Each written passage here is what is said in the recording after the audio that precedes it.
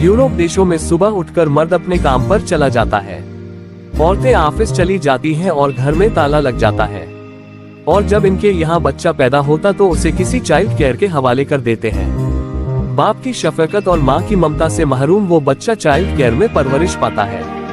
और जाहिर सी बात, जो बच्चा माँ बाप की मोहब्बत से महरूम होकर दूसरों के हाथों में परवान चढ़ेगा, उसके दिल में बाप की इज्जत और माँ की अजमत क्या होगी।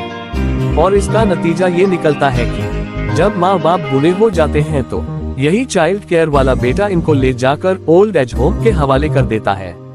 मुफ्ती तकी साहब अपनी किताब में एक वाकया लिखते हैं कि कुछ दिन पहले एक ओल्ड एज होम के निगरान ने एक वाकया बयान किया कि एक बूढ़े साहब हमारे ओल्ड एज होम में थे जब इनका इंतकाल हुआ। तो मैंने उनके बेटे के पास कॉल की कि आपके फादर का इंतकाल हो गया है, आप आकर कफन दफन कर दीजिए।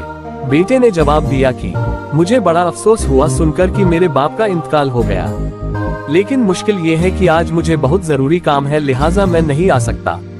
आप बराए करम उनका कफन दफन कर दें और जो पैसे खर्च हो उसका बिल मेरे पास भेज दें। ये है यूरोप की मॉडर्न तहजीब और औरतों की आजादी का नतीजा। आजादी के नाम पर आज यूरोप में फैमिली सिस्टम पूरी तरह से तहस नहस हो चुका है। इनके पास खुद की अपनी कोई तहजीब नहीं, ये सारे के सारे ख्वाहिश के नफ्स के गुलाम हैं।